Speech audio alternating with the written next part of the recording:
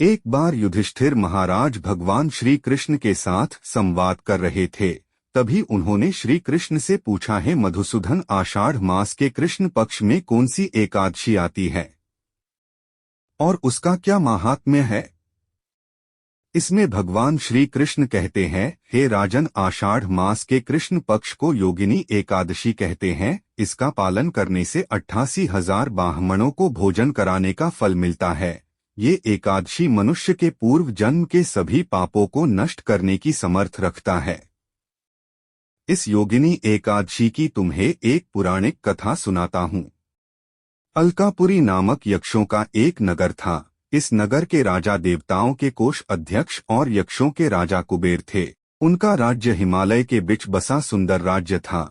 चारों ओर सुंदर हरियाली थी। इस सुंदर राज्य के राजा कुबेर भगवान शिव के परम भक्त थे, जो प्रतिदिन दिन उनकी आराधना करते थे। उनकी आराधना में सहायता के लिए उन्हीं एक हेममाली नाम के माली को नियुक्त किया था। यह हेममाली कुबेर के मानसरोवर से सुंदर पुष्प चयन करके लाता और शिव जी की पूजा के लिए कुबेर को देता। कुबेर अपने इस माली की सेवा से बहुत प्रसन्न थे, लेकिन एक दिन ऐसा हुआ, हेममाली को अपने ही मालिक कुबेर से शाप मिला, जिसका कारण थी उसकी सेवा में त्रुटि। वैसे तो माली एक अच्छा सेवक था, पर उसकी एक कमजोरी उसकी पत्नी के प्रति उसकी अत्यधिक आसक्ति, इस कारण उसने अनजाने में बहुत बड़ा अपराध कर दिया। एक दिन हेममाली रोज की तरह मानसरोवर से पुष्प चयन के लिए गया, और जैसे ही वह पुष्प लेकर घर पहुंचा, उसके मन में विचार आया, क्यों न मैं अपने कुछ समय अपनी पत्नी के साथ व्यतीत कर लूं, क्योंकि अभी पूजा में समय है। और उसके पत्नी के साथ बीत्या समय कब 6 घंटे में बीत गया, उसे इस बात का ध्यान ही नहीं रहा। हेममाली के स्वामी कुबेर अपने आराध्य भगवान शिव की पूजा हेतु पुष्पों की प्रतीक्षा कर रहे थे, और उधर हेममाली को समय का बिल्कुल भी ध्यान नहीं रहा। बहुत समय तक प्रतीक्षा करने के बाद भी माली जब पुष्प लेकर नहीं आया, तब रहा कुबेर बहुत क्रोधित हो गए। फिर उन्होंने अपने एक सैनिक को हेममाली के घर भेजा। जब सैनिक वह पहुंचा तो माली अपनी पत्नी के साथ वार्तालाप करने में व्यस्त था। यही बात सैनिक ने अपने राजा कुबेर को बताई। इस बात पर राजा कुबेर को बहुत क्रोध आ गया। उन्होंने तुरंत ही हेममाली को राज दरबार में बुलवाया। जब राजा के सैनिक हेममाली को लेने उसके घर पहुंचे, तब उसे अंदर ही अंदर पता चल गया कि आज उससे कितना बड़ा अपराध हुआ है।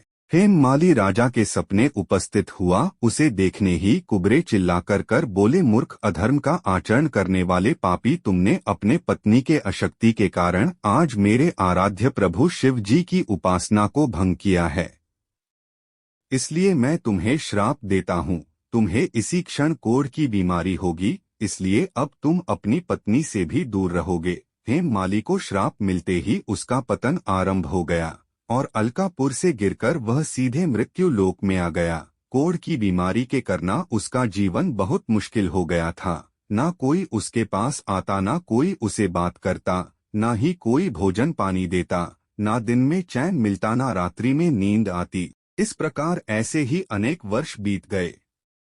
भगवान के लिए पुष्प चयन अपने पूर्व के अच्छे कर्म के चलते ऐसे ही चलते चलते एक हेममाली मेरु पर्वत पर जा पहुंचा, जहां ऋषि मार्कंडे का आश्रम था। उसने उन्हें देखकर प्रणाम किया। ऐसा देखकर करुणा से भरे ऋषि मार्कंडे ने माली को अपने समीप बुलाया और पूछा, वत्स, तुम कौन हो और तुम्हारी ये दुर्दशा कैसे हुई?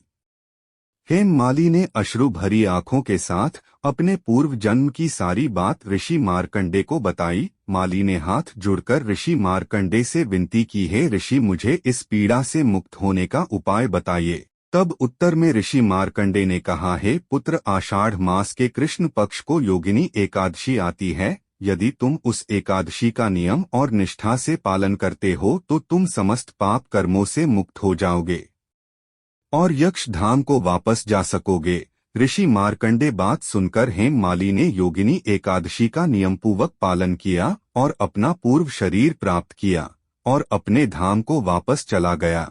इस प्रकार योगिनी एकादशी का यहाँ समापन होता है।